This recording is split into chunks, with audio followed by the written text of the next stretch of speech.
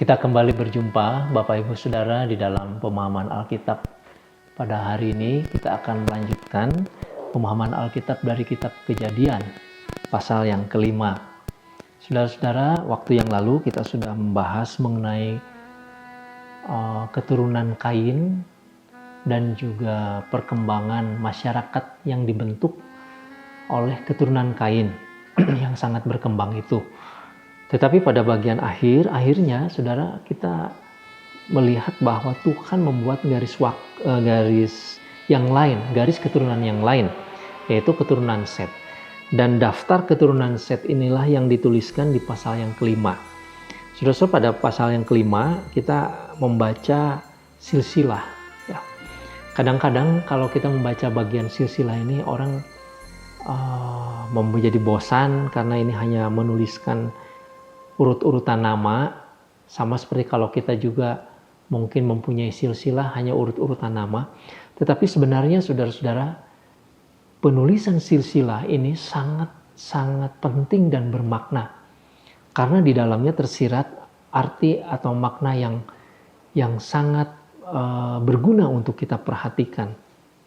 Nah, saudara-saudara, penulisan silsilah mulai dari Adam di pasal yang kelima ini sampai kemudian nanti dilanjutkan kepada keturunan Set, itu mau menunjukkan yang pertama adalah bahwa Tuhan memberkati umatnya di dalam sebuah himpunan keluarga ya, atau keturunan.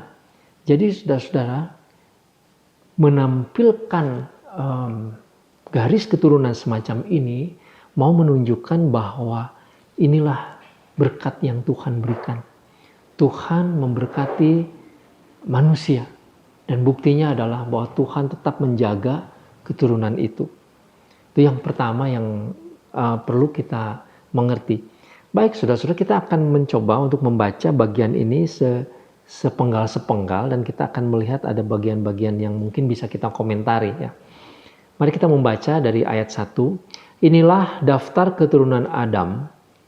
Pada waktu manusia itu diciptakan oleh Allah, dibuatnyalah dia menurut rupa Allah. Laki-laki dan perempuan diciptakannya mereka. Ini mengulang kepada pernyataan Tuhan di Kejadian pasal 1 dan pasal 2 mengenai penciptaan manusia. Bahwa manusia diciptakan menurut gambar dan rupanya. Ya, itu laki-laki dan perempuan sama. Kemudian kita lanjutkan, ia memberkati mereka dan memberi nama manusia kepada mereka pada waktu mereka diciptakan. Setelah Adam hidup 130 tahun, ia memperanakan seorang laki-laki menurut rupa dan gambarnya, lalu memberi nama Set kepadanya. Jadi pada bagian ini, saudara-saudara, garis keturunan Set yang akan diceritakan, dan Set ini diperanakan menurut gambar dan rupa dari Adam. Artinya, saudara-saudara, bahwa prokreasi, penciptaan ulang dari manusia ke manusia itu menurut rupa dari nenek moyangnya. Yang pada awalnya adalah tentu Allah sendiri. Ya, Allah yang menjadi contoh, lalu kemudian Adam menyerupai Allah, Adam dan Hawa manusia, lalu kemudian keturunannya menyerupai nenek moyangnya. Ayat 4, umur Adam setelah memperanakan Set 800 tahun, dan ia memperanakan anak laki-laki dan perempuan. Jadi Adam mencapai umur 930 tahun, lalu ia mati. Saudara, yang perlu diperhatikan di sini, yang mungkin sering terlewat adalah bahwa jelas sekali dikatakan setelah Adam memperanakan Set,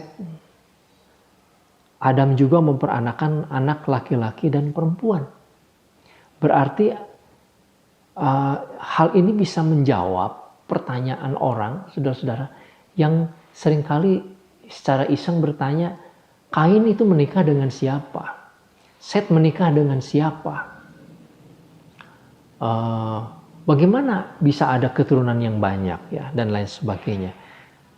Pada bagian ini diulangi, dikatakan bahwa Adam sebetulnya mempunyai anak-anak yang lain. baik lelaki, baik perempuan. Tetapi tidak perlu dicatat karena memang tidak penting. Orang-orang yang dicatat di dalam Alkitab adalah pokok-pokok saja dari topik utama yang akan dijelaskan di dalam Alkitab. Yaitu pada bagian ini adalah Set. Tetapi ada banyak anak perempuan, ada banyak anak laki-laki yang lain. Jadi jelas, saudara ya. Ayat 6, setelah Set hidup 150 tahun, ia memperanakan Enos, dan Set masih hidup 870 tahun setelah ia memperanakan Enos, dan ia memperanakan anak lelaki dan anak perempuan. Jadi Set mencapai umur 912 tahun, lalu ia mati. Setelah Enos hidup 90 tahun, ia memperanakan Kenan, dan Enos masih hidup 815 tahun setelah ia memperanakan Kenan, dan ia memperanakan anak-anak lelaki dan anak perempuan. Jadi Enos mencapai umur 950 tahun, lalu ia mati. Saudara-saudara, dari sekian banyak anak Adam, Tuhan memilih Set untuk menjadi wakil atau menjadi garis keturunan yang akan memanggil nama Tuhan. Dari sekian banyak anak Set, Tuhan memilih Enos. Dari sekian banyak keturunan Enos, Tuhan memilih Kenan di dalam ayat yang ke-9.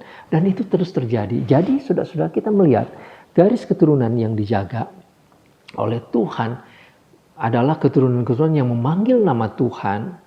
Itu memang dipilih dari beberapa orang saja. Artinya, saudara-saudara, di sini kita melihat bahwa Tuhan mempunyai kedaulatan untuk memilih, untuk menetapkan orang-orang yang akan membawa tongkat estafet, ya, janji keselamatan itu. Itu adalah hak dari Tuhan sendiri. Tuhan yang memilih. Dan Alkitab pada bagian ini mencatat hal yang demikian. Jadi kita tahu persis kenapa hanya ada orang-orang tertentu yang dipilih. Kemudian saya akan lanjutkan ayat 12.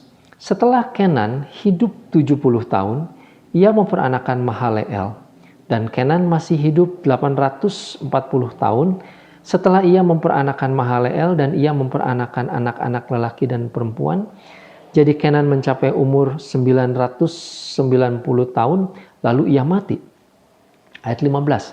Setelah Mahaleel hidup 65 tahun, ia memperanakan Yared, dan Mahaleel masih hidup 830 tahun setelah ia memperanakan Yared, dan ia memperanakan anak-anak lelaki dan perempuan.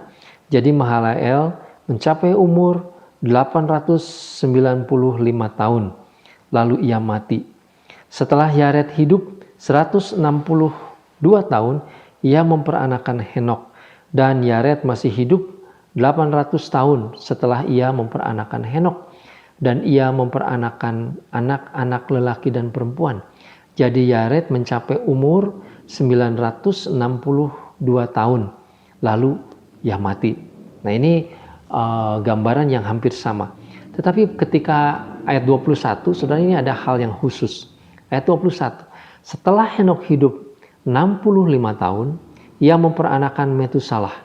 Dan Henok hidup bergaul dengan Allah selama 300 tahun lagi setelah ia memperanakan Metusalah, dan ia memperanakan anak-anak lelaki dan perempuan.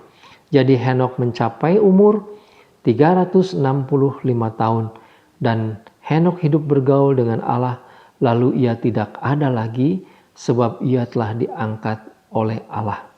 Saudara-saudara, ada dua hal yang ingin saya sampaikan pada bagian ini. Yang pertama, dari keturunan-keturunan yang dilahirkan dan yang dipilih oleh Tuhan, ketika sampai kepada Henok, ada hal yang istimewa yang diungkapkan, yaitu bahwa Henok bergaul dengan Allah. Hidup bergaul selama 300 tahun.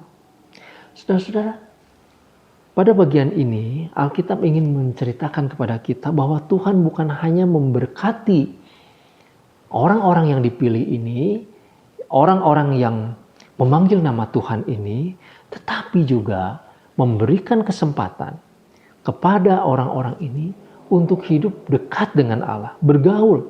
Ya, istilah yang digunakan bergaul dengan Allah, hidup dekat dengan Allah, hidup di dalam pengertian, pemahaman, iman kepada Allah. Dan nama Henokh ini dicatat di dalam surat Ibrani, saudara-saudara. Ibrani pasal yang ke-11 sebagai bapak orang yang beriman. Jadi, saudara-saudara, ini adalah level atau tingkat, boleh dikatakan ya, semacam kehidupan rohani yang semakin bertumbuh, semakin baik. Jadi kalau kita melihat keturunan Kain, mereka berkembang di dalam ilmu pengetahuan duniawi, membangun kota, membangun peradaban, ya. Tetapi keturunan Set yang dicatat bukan soal kemajuan kehidupan duniawi, tetapi kehidupan persekutuan dengan Allah. Jadi pada waktu Henokh ini terjadilah persekutuan dengan Allah, pemahaman, pengertian yang semakin baik. Nah, kemudian hal yang kedua, saudara-saudara tadi melihat sebetulnya ada kata yang diulang. Jadi, ketika Adam mencapai umur 930 tahun, lalu ia mati. Kemudian yang lain juga sama, Set lalu ia mati, Enos lalu ia mati, Kenan lalu ia mati. Jadi saudara-saudara, memang meskipun anugerah Tuhan kepada orang-orang yang dipilih ini, kepada orang-orang yang memanggil Tuhan ini diberikan, bahkan dengan kebaikan-kebaikan Tuhan yang berlimpah, tetapi toh ada saatnya mereka mati. Kematian itu menjadi sebuah keharusan, ya, sebuah kepastian di dalam kehidupan kita. Umur panjang, umur pendek, umur berbeda-beda, tetapi orang akan mati karena manusia sudah mati di dalam dosa, ya. Sehingga manusia harus menanggung akibat dari dosa itu, yaitu kematian sebagai wujudnya. Dulu ketika Tuhan menciptakan Adam dan Hawa, sebetulnya Tuhan menciptakan manusia di dalam kemungkinan untuk tidak mati. Walaupun juga ada kemungkinan mati karena dosa. Tetapi kalau Adam dan Hawa waktu itu tidak melakukan perbuatan dosa, tidak memberontak pada Allah, mereka bisa tetap hidup. Nah, saudara-saudara, tetapi kemudian keturunan-keturunan Adam dan Hawa itu pasti mati. Ya, kita sekalian juga menyaksikan kematian itu menjadi sebuah fakta yang tidak bisa kita pungkiri. Ya, kematian adalah sesuatu yang pasti. Mengenai caranya, mengenai waktunya, itu misteri Tuhan. Ya, kita tidak bisa tahu.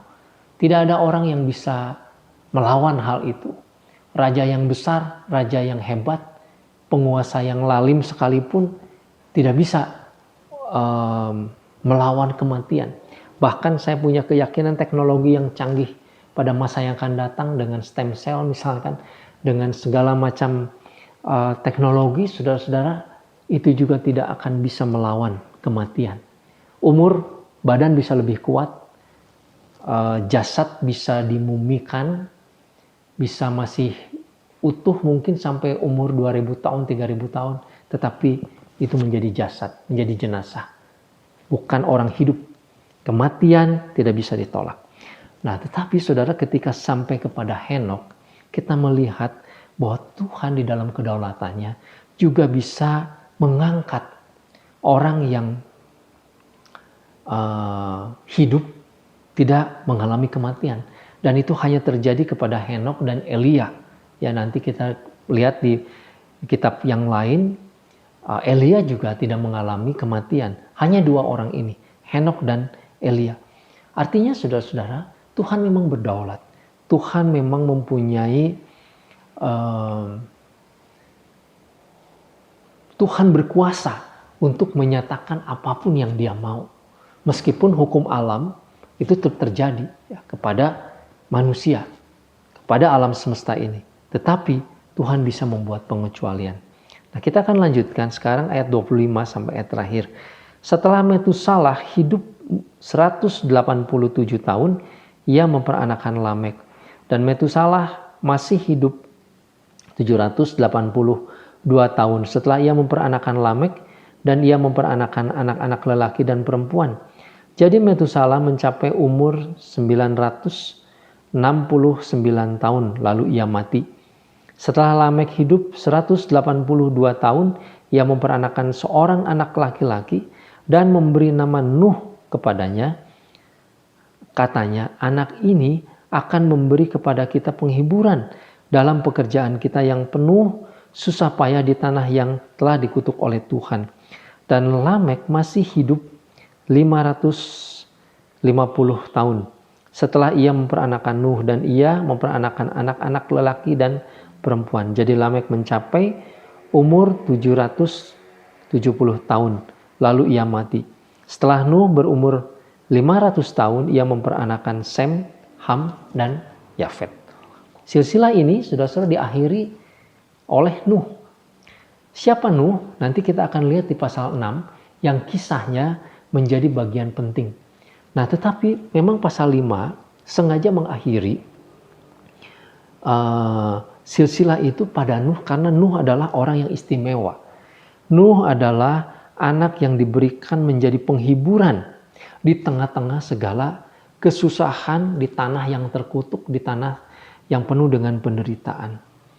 Nah, saudara-saudara, melalui Nuh nanti kita akan melihat bahwa janji Tuhan mengenai keselamatan dan mengenai alam semesta ini dipenuhi oleh Tuhan. Jadi kita melihat ini hal yang sangat penting. Silsilah ini adalah hanya mau menunjukkan bahwa Tuhan memang memberikan perlindungan, penyertaan, pemeliharaannya dengan setia terhadap janji-janjinya, dan dia juga memelihara umat-umat atau orang-orang yang dipilihnya, orang-orang yang nantinya akan tetap memanggil nama Tuhan. Sudah, satu hal lagi yang terakhir yang mungkin menjadi sesuatu yang cukup menarik. Ada nama Henok dan Lamek. Kedua anak ini adalah anak-anak kebanggaan dan orang-orang hebat keturunan Kain. Saudara di pasal 4 melihat.